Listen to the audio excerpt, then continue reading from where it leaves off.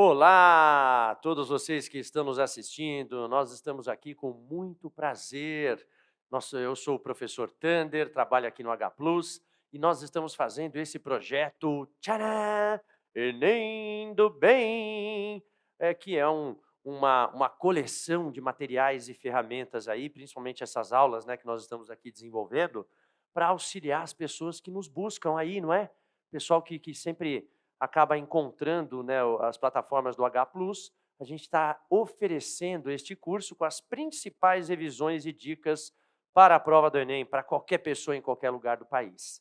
Então é uma maneira também de repente, contribuir com a formação das pessoas e também de divulgar o nosso trabalho, as plataformas do H Plus aqui, materiais incríveis, aulas incríveis para você que quer agilizar, né, a continuação da sua carreira intelectual e a sua entrada aí nas principais universidades desse país. Eu sou o professor Thunder, gente, e a gente vai fazer a revisão de óptica. Nós vamos fazer aqui uma revisão dos principais conceitos que envolvem a ótica. E quando a gente fala principais conceitos, eu já fiz aqui uma lista, na verdade, uma colinha para mim, né? Não para vocês, aqui para mim. Então, nós vamos mostrar para vocês as coisas importantes que você tem que saber a respeito da reflexão e dos espelhos, planos e esféricos, e também vamos falar sobre a refração, que é o processo básico, e vamos falar das lentes esféricas, né, gaussianas, que são utilizadas para corrigir miopia, hipermetropia, inclusive vamos falar também de olho humano, vamos falar de ângulo limite, vamos falar de difração, e vamos falar também de interferência. Claro que se você nos acompanhar, e a gente quer que você nos acompanhe, ao final desse nosso encontro você vai ter os pilares, né, que caem nas questões de ótica do Enem, você vai se guiar, se aprofundar o máximo que você puder para se preparar para essas questões. Vamos embarcar então nesse trem? Vamos começar essa viagem? Então vamos. 5, 4, 3, 2, 1. Ignition, hit the road, Jack. Won't you come back no more, no more, no more. Vamos pegar essa estrada então, gente. A primeira coisa que eu queria que você soubesse é que a ótica é o estudo dos comportamentos da luz. E a primeira coisa que eu queria mostrar para vocês aqui, para vocês, é o processo de reflexão. Então, o que é o processo de reflexão, gente? É um raio de luz que incide sobre uma superfície especular, que é espéculo, que a gente acaba chamando de espelho, e ela acaba sendo espalhada, ela acaba sendo refletida com o mesmo ângulo. Só que é o mesmo ângulo em relação à normal, que é a perpendicular ao espelho. Então, quando você fala em reflexão, espelho a gente representa assim, né? Com os tracinhos que indicam que a outra parte é que é a reflexiva. E aí você tem aqui uma seta orientada que representa o raio de luz, ele vai embora. Este ângulo aqui é igual a este ângulo? É. Só que estes ângulos, gente, muitas vezes eles acabam piorando a análise da luz, né, na ótica. Então, o que que a gente faz em geral? Deixa eu pegar aqui umas corzinhas. O que que a gente faz em geral? Ah, aqui já tinha. Bom, tudo bem. A gente usa a reta normal, gente. E o que que é reta normal? Reta normal é essa reta que é perpendicular à interface e que acaba designando aqui dois ângulos. O ângulo de incidência, que é aquele formado pelo raio incidente e a reta normal, que é essa reta imaginária perpendicular ao espelho no ponto de incidência, e o raio refletido. E a grande lei que eu queria que vocês soubessem aqui é que o ângulo de incidência é igual ao ângulo de reflexão. Então, como é que a gente faz a imagem, por exemplo, aqui de espelhos planos? Né? Como que você origina e gera uma imagem de espelhos planos? Você tem que rebater, gente. A gente chama de trocar a esquerda pela direita. A imagem não é inversa, ela é reversa. Então, se você tem aqui um espelho, você manda um raio luminoso para cá, ele sai com o mesmo ângulo. Você manda um raio luminoso aqui, ele sai com o mesmo ângulo. Aí, se você prolongar os raios refletidos, isso quem faz é o seu cérebro, você vai encontrar a imagem do ponto 1, que eu vou chamar de 1'. E eu não vou fazer aqui porque vai sujar um pouco demais o desenho, mas se você fizesse a mesma coisa, lançasse dois raios de luz sobre esse espelho, você também encontraria a imagem desses pontos. E aí você percebe, gente, que a imagem desses pontos é assim. Professor, o que você quer dizer? Eu quero dizer que o L não é que ele inverteu, ele trocou, né, a esquerda pela direita. Então, quais são as características, isso aqui é muito pedido em prova, né? Quais são as características da imagem formada por um espelho plano? São várias, viu, gente? Inclusive, eu diria para você que a gente vai chegar na seguinte conclusão. A imagem formada por um espelho plano, ela é igual, tem tamanho igual. Você não fica maior ou menor quando você está em frente a um espelho plano. A imagem é virtual, porque é uma imagem neurofísica formada no seu cérebro.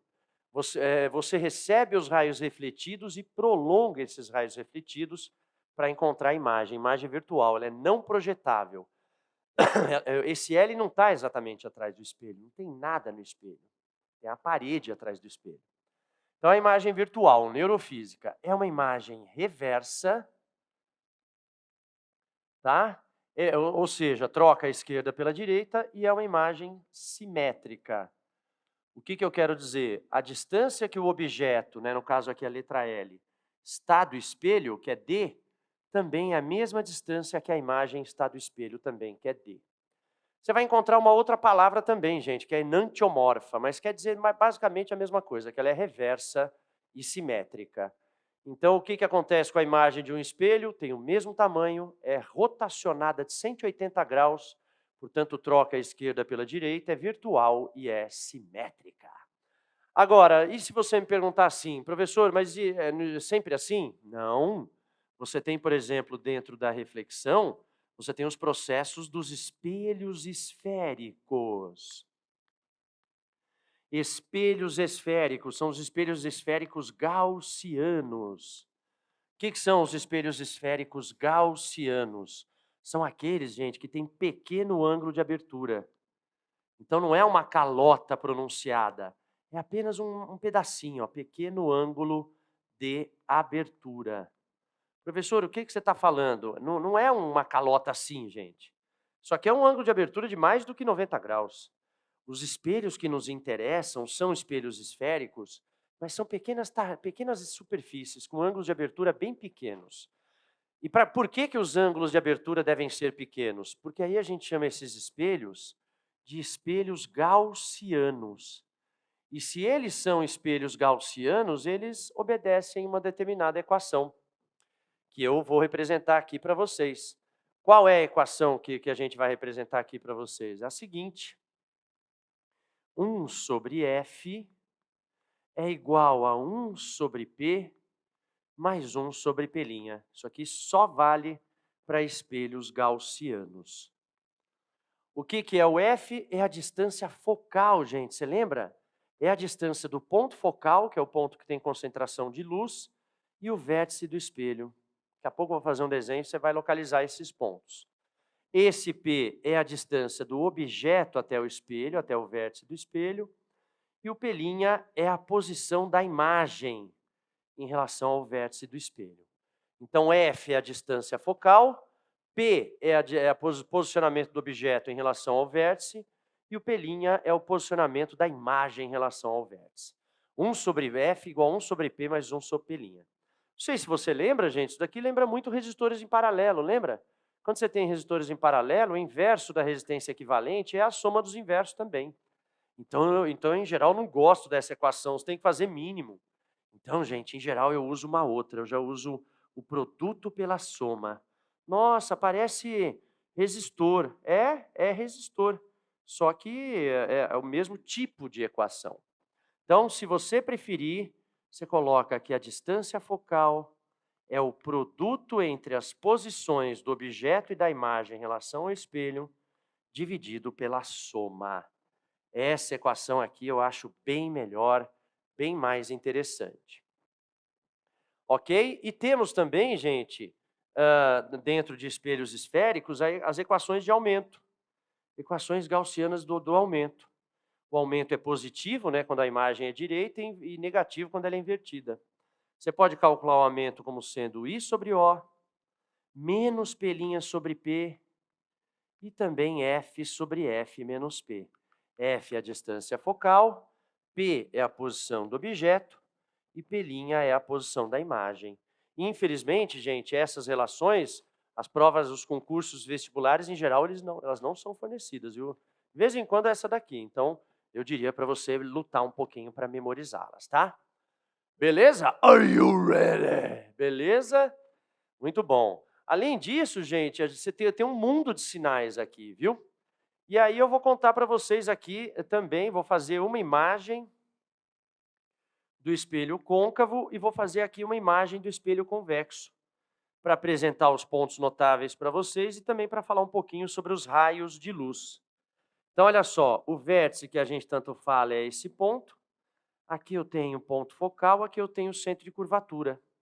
E eu vou colocar, sei lá, o meu objeto aqui, por exemplo. Aqui, esse espelho aqui é um espelho côncavo. O que é um espelho côncavo? O espelho côncavo é aquele que concentra a luz. A parte refletora é a parte de dentro, côncava. E esse outro espelho, gente, a gente chama de espelho convexo. A parte refletora é a parte de fora. Ou seja, ele espalha a luz, né? Ele diminui a intensidade luminosa. Ele tem o foco e o vértice virtuais, né, atrás dele, né, atrás do espelho, então do lado oposto ao da luz. E eu vou colocar um objeto aqui, para ver se você lembra. Como é que a gente faz? Como é que a gente lida com esses raios aqui, gente? Você tem 4 tipos de raio, basicamente. Chega paralelo, sai pelo foco. Chega pelo vértice, é refletido com o mesmo ângulo. Chega pelo foco, sai paralelo. E chega pelo centro óptico, volta pelo centro óptico. Quer ver? Eu vou fazer essa imagem aqui, ó. Vou usar 2 deles. Ó. Por exemplo, chega paralelo, sai pelo foco. E chega pelo centro, volta pelo centro. Isso aqui você nem precisa aumentar o espelho aqui, viu? Eu vou aumentar um pouquinho aqui, mas nem precisaria, porque ele volta sobre si mesmo. E aí você vai ter uma imagem formada aqui, ó. Nesse caso que eu escolhi, a imagem formada ela é real, projetável, invertida e menor. P é a distância do objeto ao espelho, P' é a distância da imagem ao espelho, imagem azul aqui, e F é a distância focal entre o foco e o espelho. Já no espelho convexo, gente, os raios são ligeiramente diferentes, mas eles seguem o mesmo princípio. Aqui, ó. Chega paralelo, sai pelo foco, né? Ó, só tá vendo? Ó, só que não pode furar o espelho, então ele sai pela direção do foco. A luz é espalhada, né? O espelho é convexo. E chega pelo vértice, chega pelo vértice, sai com o mesmo ângulo. Aí o que o seu cérebro vai fazer? Ele vai prolongar os raios refletidos. E ao prolongar os raios refletidos, vai aparecer uma imagem aqui, ó. Essa imagem, por exemplo, é uma imagem virtual, porque está atrás do espelho, uma imagem neurofísica, uma imagem direita e uma imagem menor. Tudo bem, gente? Então não se esqueça, hein? Espelhos esféricos, as equações precisam ser memorizadas e os raios também. Chega paralelo, sai pelo foco. Chega pelo foco, sai paralelo. Chega pelo vértice, sai com o mesmo ângulo. Chega pelo centro de curvatura, sai pelo centro de curvatura. São 6 casos de imagem, viu? 5 do côncavo e 1 do convexo. Mas aqui a gente tem 2 dos casos para que você tenha aí a lembrança dos raios luminosos. Muito bem, gente. Então, ó, acabamos então de falar, de fazer a nossa revisão sobre espelhos e sobre reflexão. Agora, o que eu vou mostrar para vocês? Eu vou mostrar para vocês refração, lentes e ângulo limite. Aí a gente limpa a lousa aqui para a gente reutilizar, e aí eu falo de olho humano, difração e interferência, assuntos importantíssimos. Então eu vou abaixar aqui uma divisória. E agora eu vou fazer o seguinte, deixa eu ver, 1, 2, agora é o 3, refração. Professor, o que eu preciso lembrar de refração? Refração, você precisa lembrar de 5 coisas. Primeiro, o que é mudança de meio. Segundo, as equações, que é a lei de Snell-Descartes, que tem 3 formas, eu vou lembrar as 3 para vocês. Terceiro, o que acontece quando um raio de luz vai do meio menos para o mais efringente, ou seja, do menos para o mais denso. O índice de refração é proporcional à densidade. Depois eu preciso fazer o caso oposto, e depois eu preciso falar do ângulo limite, que é a possibilidade que o ser humano descobriu de confinar luz em meios mais densos. Vamos começar a lembrar essas coisas todas? E eu vou tentar fazer aqui anotações, gente, bem ricas para vocês, e com bastante cor, porque aí você vai tirar uma foto. Claro que o que aparece mais mesmo é o branco e o amarelo aqui, talvez, mas colocando esses detalhes aqui sempre fica mais didático. Então, olha lá, primeiro, definição de refração. A definição de refração vou colocar em branco. Refração da luz, a luz refrata quando ela muda de meio, mantendo a frequência constante. Lembra que para alterar a frequência, só se eu mexer na fonte. Então, a frequência é constante. O que significa dizer que a frequência é constante? Que a velocidade da onda é diretamente proporcional ao comprimento de onda. As ondas são longas, então elas são rápidas. As ondas são curtas, então elas são lentas. Eu vou escrever aqui, ó. Então, refração, mudança de meio de propagação, mudança de meio de propagação, mudança de meio de propagação, mantendo a frequência, conservando a frequência da onda, né, da luz, mantendo a frequência. E aí eu vou até aproveitar aqui, gente, né, e vou abrir um parênteses aqui, vou colocar colorido, em amarelo. Se a frequência é constante, então a velocidade é diretamente proporcional ao comprimento de onda. Ou seja, a velocidade aumenta, a onda fica longa. Velocidade diminui, a onda encurta. Isso é a refração. E como que a gente descreve a refração? A gente descreve... outra coisa também, eu sabia que tinha uma coisa aqui que eu estava esquecendo. Aqui, gente, quando a gente falou do meio, também gostaria que você lembrasse como que a gente caracteriza os meios. Como é que a gente percebe que os meios são semelhantes oticamente? Como é que a gente percebe que os meios são diferentes oticamente? Então, para fazer isso, os físicos criaram o que a gente chama de índice de refração. Crusader, Crusader, índice de refração, gente. O que é o índice de refração? Índice de refração é a velocidade máxima da luz, que é no vácuo, dividida pela velocidade da luz naquele meio. Para você compreender, quando eu digo que o índice de refração da minha lente, por exemplo, do meu óculos é igual a 2, eu estou dizendo que a luz, gente, dentro do meu óculos, ela tem metade da velocidade que ela teria no vácuo. O grafeno, por exemplo, tem índice de refração próximo de 3. Ou seja, a luz, ela se desloca dentro do grafeno com uma velocidade aproximadamente 3 vezes menor que a velocidade do vácuo. Então, tem esse índice de refração. Além disso, eu quero contar para vocês a lei de Snell-Descartes, né? Vou colocar aqui, ó. Segundo item aqui, lei de Snell-Descartes. Lei de Snell-Descartes. O que diz a lei de Snell-Descartes, ou Descartes, né? Como eles às vezes falam. A lei de Snell-Descartes, ela diz o seguinte: índice de refração de onde a luz está vindo, vezes o seno do ângulo de incidência. Isso é igual ao índice de refração para onde a luz está indo, vezes o seno do ângulo de refração. E agora o ângulo de refração não é igual o de incidência, que nem na reflexão. Essa equação tem outras duas formas. Se eu substituir o NC sobre V, eu corto o C. E aí vai ficar seno de I sobre V1 tem que ser igual ao seno de R sobre V2. E como na refração a velocidade é diretamente proporcional ao comprimento de onda, você também pode escrever seno do ângulo de incidência sobre o lambda1, que é igual ao seno do ângulo de refração sobre lambda2. Então, essas aqui são as 3 equações, no fundo é uma só, né? São maneiras diferentes que a gente está encontrando aqui de mostrar as equações para vocês. Beleza? Então, refração é mudança de meio, frequência constante, velocidade acompanha o comprimento de onda, e nós temos aqui a lei de Snell-Descartes. Muito bem. Agora, gente, o que eu vou mostrar para vocês? Eu vou mostrar o que acontece quando a luz vai do menos para o mais, o que acontece quando a luz vai do mais para o menos, depois eu vou mostrar o ângulo limite. E aí a gente vai lembrar um pouquinho das lentes. Lembra? Lentes esféricas. Vamos lá. Então, ó, agora vamos aprender o que ocorre quando a luz vai do meio menos refringente para o mais refringente. Sabe o que acontece? Acontecem duas coisas quando a luz vai do meio menos para o mais refringente. Primeira coisa que acontece, vou desenhar aqui a normal. Então ele está indo do menos para o mais, como se fosse, por exemplo, do ar para a água, tá? Ele está indo do menos para o mais, do ar para a água. Vamos lá, vou colocar o raio de luz aqui, gente. E aqui eu vou colocar o ângulo de incidência. Primeira dica que o Thunder vai dar, sempre prolongue a direção do ângulo de incidência. Isso vai te ajudar a saber se o raio se aproxima ou se afasta da normal.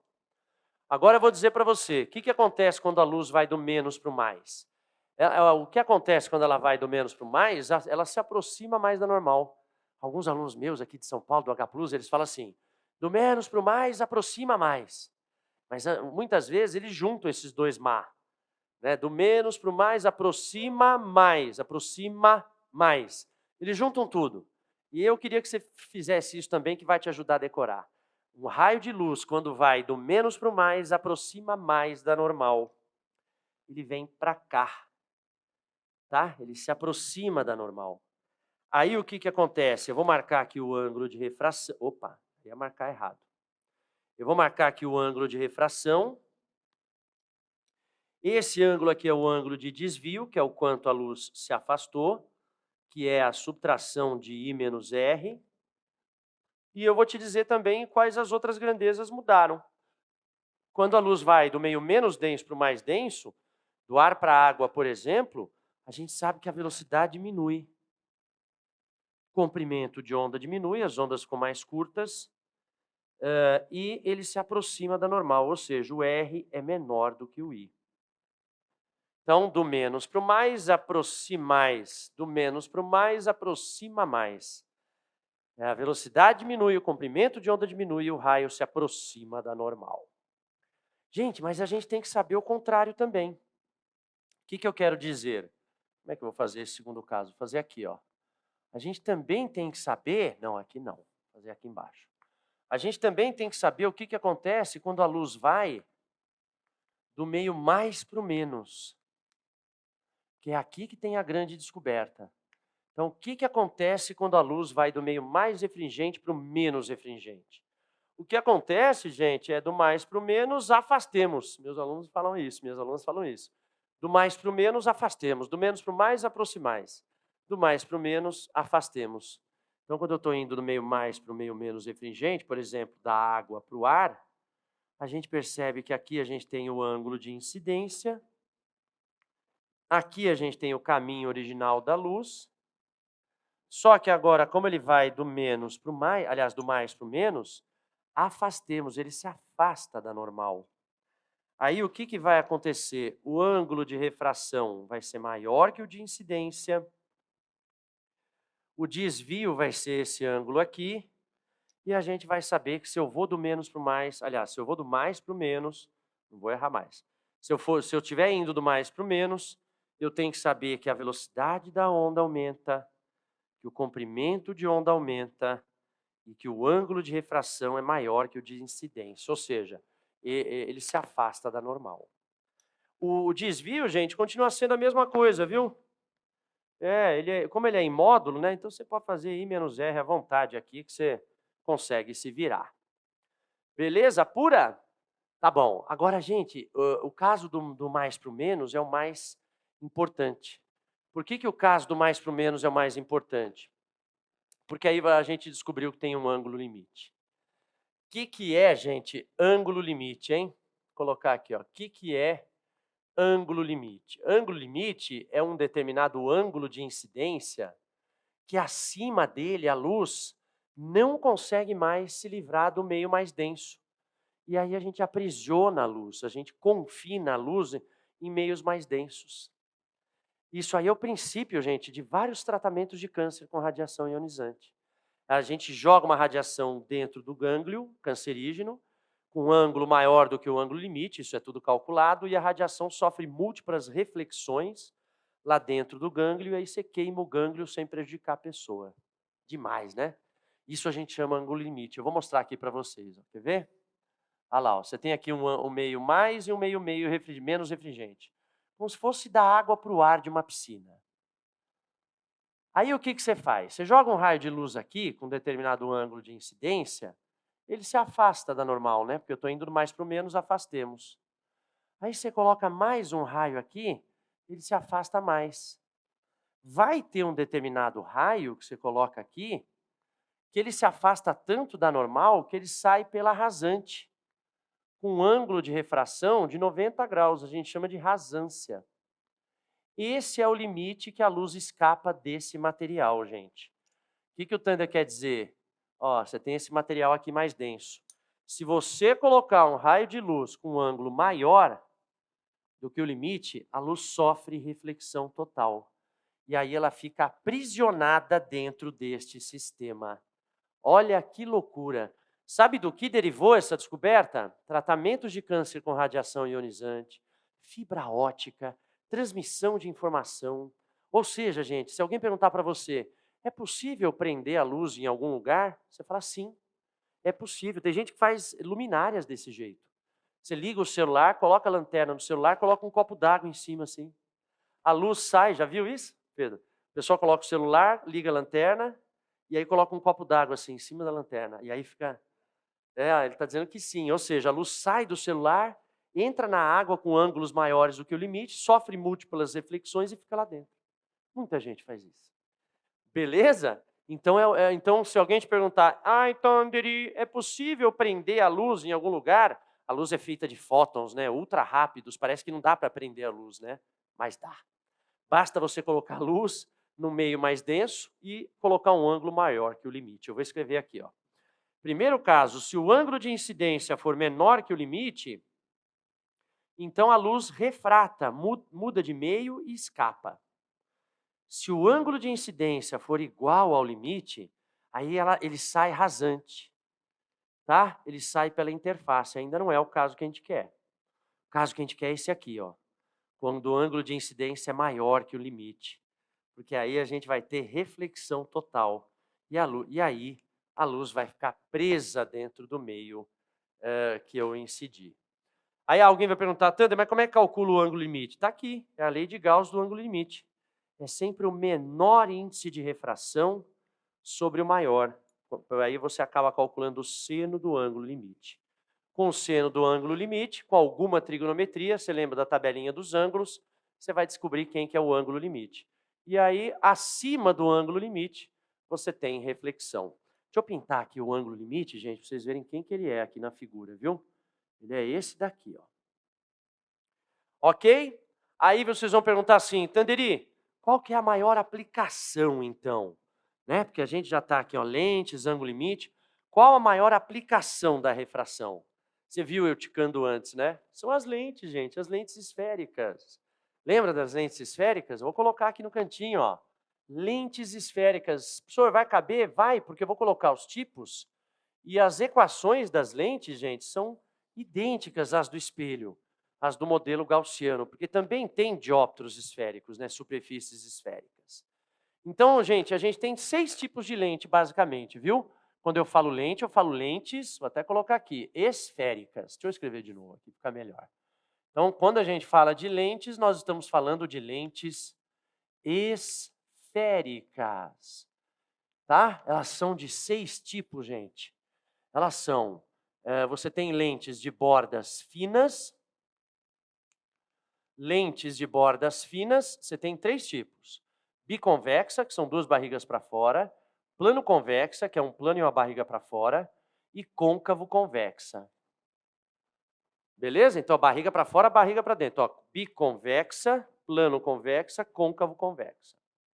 Tá? Essas lentes, gente, no ar, elas são convergentes, viu? Claro que se você colocar essas lentes num líquido que tem um índice de refração maior do que o plástico que as constitui, aí elas trocam de comportamento óptico e passam a ser divergentes. Mas em meios menos densos, e o ar é o mais clássico deles, essas lentes são convergentes. Tandra, o que é convergente? Vou fazer aqui o desenho de raios. Elas pegam os raios de luz, gente, e concentram os raios de luz. Por isso que a gente chama de lentes convergentes. Tá? Não vou fazer em todos, é só para você ver. E temos também, gente, o que a gente chama, jovens, das bordas grossas, que acontece, jovens, quando nós temos lentes de bordas grossas? Você tem 3 tipos também. Você tem a bicôncava, que são 2 barrigas para dentro. Você tem a plano-côncava e você tem a convexo-côncava, mas sempre com bordas grossas. Se você tiver bicôncava, plano-côncava e convexo-côncava e as bordas são grossas, aí então você vai ter lentes, gente, que no ar a gente chama de lentes divergentes. Então aqui você vai ter lentes divergentes. Como é que são? O que são lentes divergentes? Vou colocar aqui, ó. São lentes que espalham luz. São lentes que diminuem a intensidade luminosa, elas espalham luz. Perfeito, por exemplo, para quem quer curar miopia. Né? Eu, por exemplo, tenho hipermetropia, eu tenho que usar as lentes convergentes. Tá bom, aí você vai falar assim, Thunder, e as equações? As equações, gente, são as do Gauss. As equações são as equações do Gauss. São as mesmas, eu vou repetir aqui, ó. 1 sobre F, 1 sobre P mais 1 sobre P', que culmina no produto pela soma, ó, produto pela soma, e na equação do aumento, continua valendo. I sobre O, menos P' sobre P, F sobre F menos P. Beleza pura, gente? São as mesmas equações que nós tínhamos para os espelhos esféricos. Gente, eu terminei essa lousa aqui, então agora eu vou apagar aqui no gás. Você nem vai perceber, eu já deixei tudo prontinho aqui, ó. Só prestar atenção para não derrubar o equipamento. Então, o que eu vou fazer agora? Vou preparar isso aqui, ó, puf, fazer uma...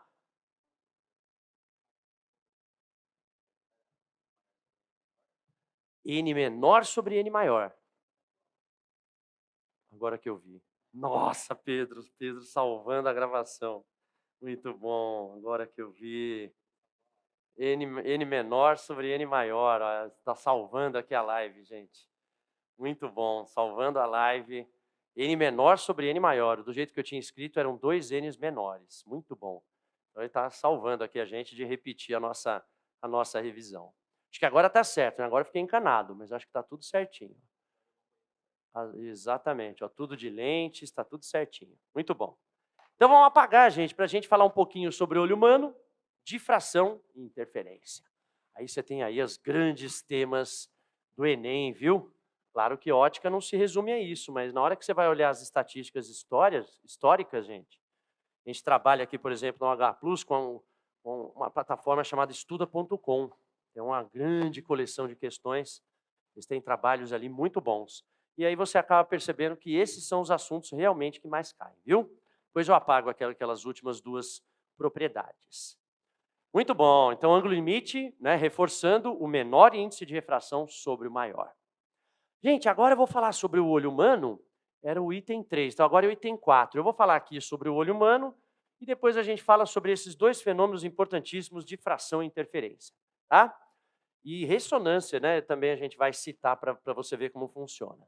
Então, o olho humano, gente, o olho humano, o que vale a pena saber de olho humano? Não é uma aula de biologia.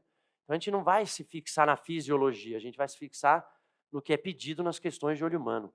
E é bem simples, viu? Quer dizer, bem concentrado, mais do que simples. O que eu quero dizer? Na miopia, o que é miopia? Miopia, gente, é excesso de convergência. É visão fechada, visão de perto. Visão fechada, visão de perto. Na miopia, a imagem, como tem excesso de convergência, a imagem se forma antes da retina. A imagem se forma antes da retina. E além disso, nós também sabemos que, como a miopia é o excesso de convergência, significa que o ponto remoto, né, que é a máxima distância de visão com qualidade do míope é menor, muitas vezes é muito menor do que o ponto remoto de um ser humano emétrope, né, que a gente fala, que é um ser humano normal, sem irregularidades visuais. Qual é o ponto remoto para uma pessoa emétrope? Em torno de 1 a 2 quilômetros, gente. A gente diz que é infinito, né, perto da ordem de grandeza do ser humano. O ser humano não passa de 2 metros, é um ou outro. Então, quando a gente fala ponto remoto, é mais ou menos 2 quilômetros, 2.000 metros. E o míope não, às vezes o ponto remoto dele são poucos centímetros. Tá bom. Outra coisa também que eu queria que você soubesse, como é que a gente faz a correção? Agora eu vou escrever em amarelo. Como é que a gente faz a correção de miopia? É uma coisa meio lógica, né? Se a miopia ela é um excesso de convergência, então como é que você corrige alguém que tem um excesso de convergência? Receitando para essa pessoa lente divergente. Está lá no canto, dá uma olhadinha lá, por isso que eu não apaguei. Lente divergente. E qual vai ter que ser o grau dessa lente? Para quem não lembra, grau é a mesma coisa que dioptria, é a unidade de divergência, né? Então, como é que a gente faz aqui a vergência do míope? A vergência é menos 1 sobre o ponto remoto do míope. Professor, de onde a gente tira o ponto remoto do míope? Da consulta médica. O médico vai lá, ele apresenta letras com tamanhos cada vez menores, e aí chega uma hora, ele vai perguntando, né? Você está vendo? Você não está vendo? E aí chega uma hora, ele acaba reparando no seu ponto remoto. Esse menos é para indicar que a imagem é virtual, e isso aqui é equação de Gauss, viu, gente? 1 sobre F, 1 sobre P, mais 1 sobre P'. 1 sobre F é a vergência é sempre o inverso da distância focal, e o 1 sobre P a gente cortou, porque são objetos que estão no infinito, né? Então, 1 sobre a distância infinita corta. Então, fica menos, porque é virtual, 1 sobre a distância do ponto remoto do míope. Beleza, gente? Se a gente fosse fazer um desenho aqui, tem um espacinho aqui, eu vou fazer. Seria alguma coisa assim, ó. Você tem aqui um objeto, né? E a imagem do olho do míope é mais ou menos assim, gente, ó. A imagem se forma, e zero se forma antes da retina. E aqui você tem uma imagem deformada. Aí o que você faz? Você coloca uma lente divergente, ó, símbolo de lente divergente é isso aqui, com as duas setinhas assim, para baixo e para cima. Aí o que vai acontecer? Divergente, né? O óculos vai fazer esses raios de luz divergirem, abrirem um pouco mais, e aí com isso ele corrige a imagem, né, imagem corrigida, e leva essa imagem para o fundo do olho, né? Gera essa imagem lá para a retina. Muito bem, então miopia, excesso de convergência, visão fechada, a imagem se forma antes da retina, correção com lente divergente. O outro processo, gente, é a hipermetropia. Além desses aqui, tem vários, viu?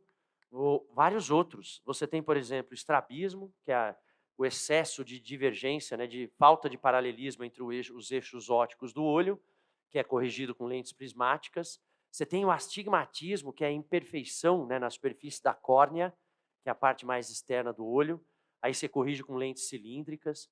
Mas você tem aqui a miopia e a hipermetropia, que são corrigidas com lentes esféricas. Gente, hipermetropia basicamente é só falar tudo ao contrário da miopia. Então, olha lá, miopia, excesso de convergência. Hipermetropia é falta de convergência. Falta de convergência. O míope tem visão fechada e o hipermétrope tem visão de longe, tem visão aberta. O míope, a imagem se forma antes da retina. O hipermétrope, a imagem se forma depois da retina. Imagem se forma depois da retina. É tudo ao contrário. E o terceiro, o ponto remoto, o problema dele é o ponto remoto. Não, na hipermetropia, gente, vou escrever aqui do lado para não ficar muito baixo. Na hipermetropia, o problema é o ponto próximo. O ponto próximo do hipermétrope não é nada próximo. É maior do que o ponto próximo de uma pessoa emétrope. Qual que é o ponto próximo de um ser humano em média? 25 centímetros. Até 25 centímetros você consegue achatar o seu cristalino e fazer a acomodação visual necessária. Mas o hipermétrope tem dificuldade de achatar o cristalino, então ponto próximo dele não é nada próximo. Então, fazendo com a mão, gente, uma pessoa comum tem um campo visual mais ou menos assim. O míope, ele tem ponto remoto pequenininho, então ele desloca a visão para perto. O hipermétrope tem ponto próximo grandão, então ele desloca a região de visão lá para longe. Beleza? A equação da hipermetropia vai ser essa daqui, ó, depois eu vou fazer o desenho.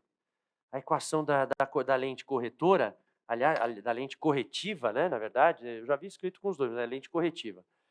Eu não escrevi aqui, hein? Eu escrevi aqui embaixo. Qual é a correção?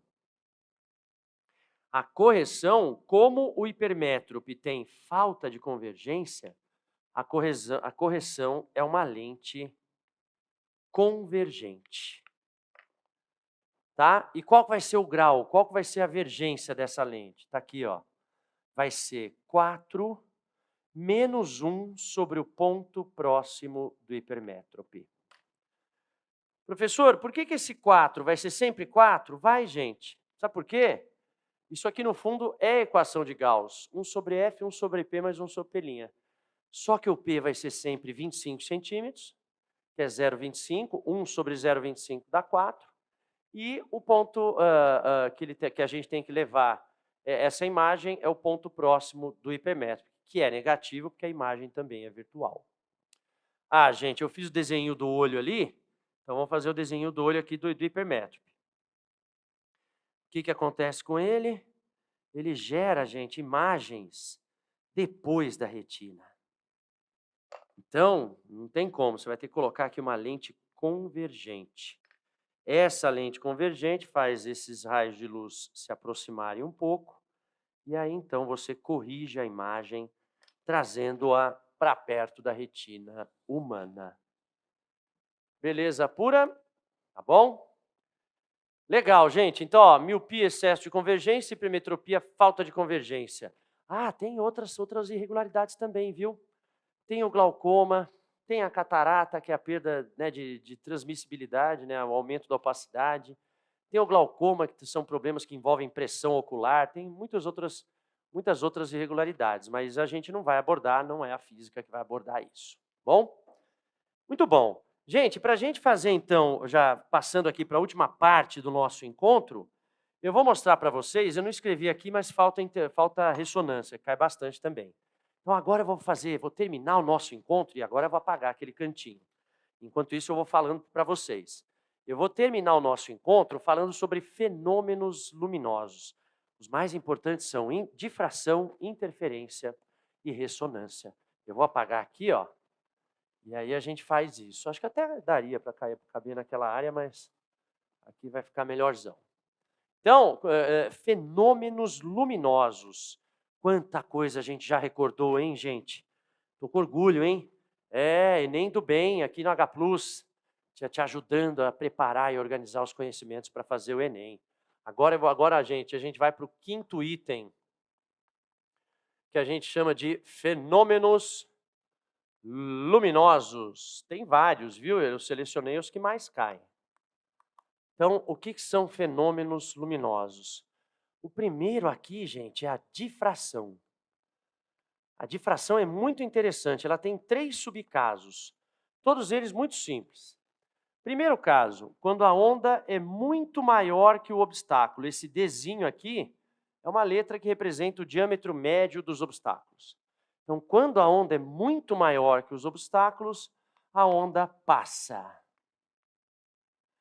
Tem um segundo caso, esse aí não é o mais importante, que esse aí é a transmissão. Por isso que o grave vai longe, viu? Vou até colocar aqui, ó. Quanto maior o comprimento de onda, menos a onda sente os obstáculos. Eu vou escrever aqui, ó, essa é a história de que o grave vai longe. Vai num banheiro de balada, você só vai escutar o pum, pum, pum, que é o grave. Então, quanto mais longa a onda, mais longe ela vai, porque ela menos sente os obstáculos. Agora, gente, esse aqui é para os agudos, né? E eu estou dando o exemplo do som, mas vale tudo para a luz também. Quando a onda é muito menor que o obstáculo, a onda bate e volta. Isso acontece com a luz direto. Sabe como é que chama isso? Sombra.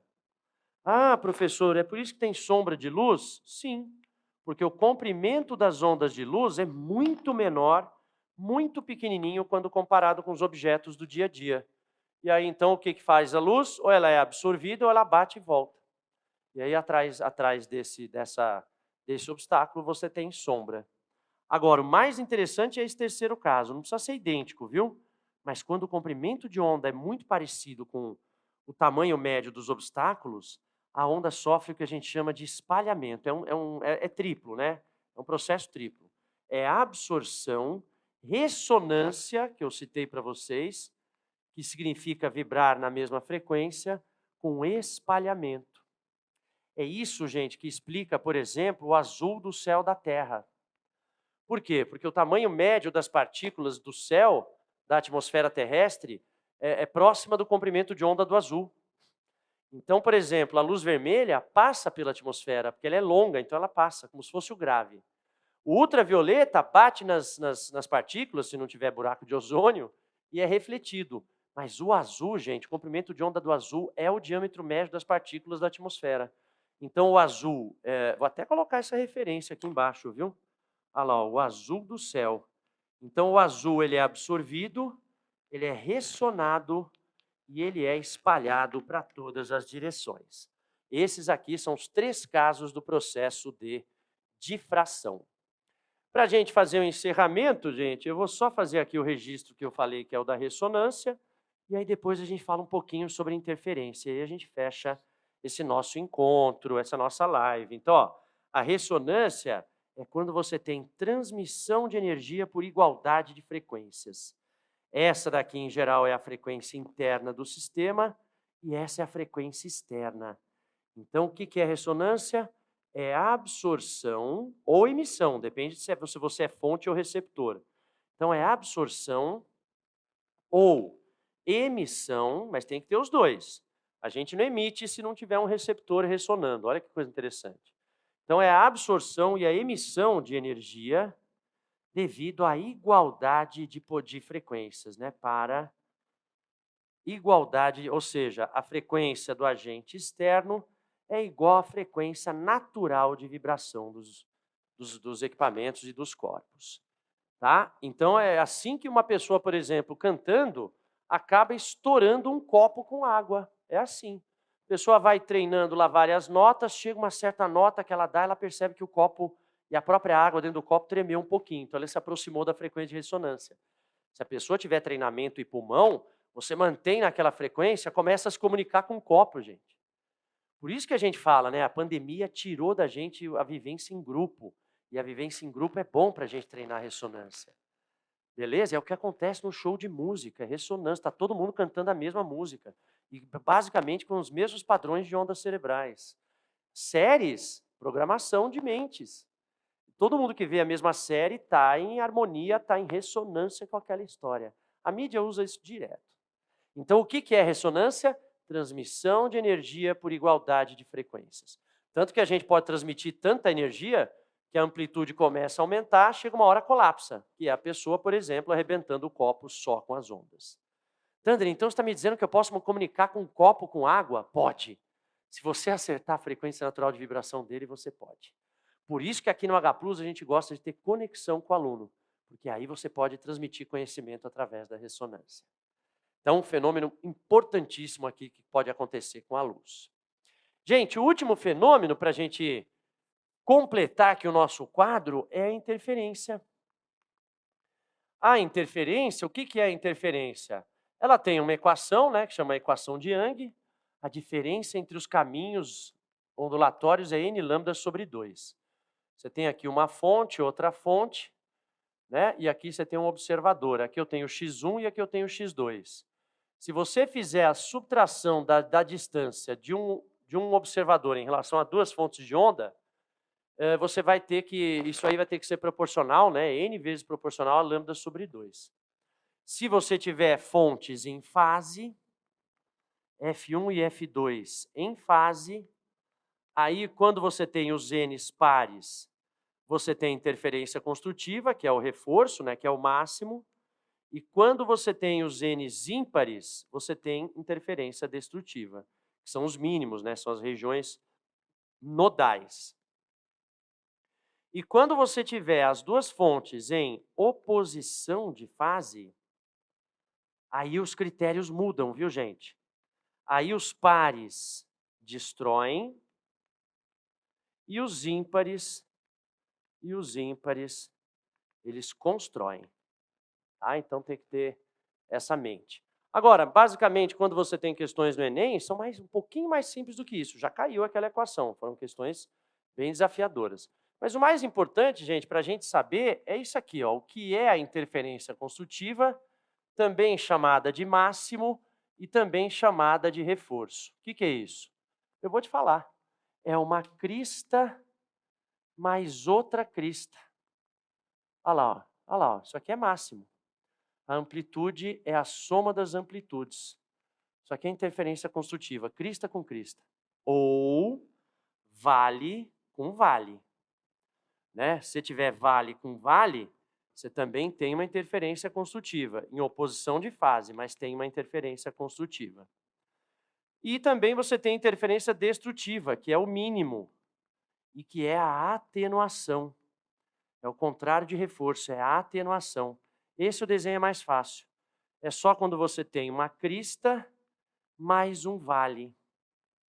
Aí o resultado é uma onda menorzinha, né?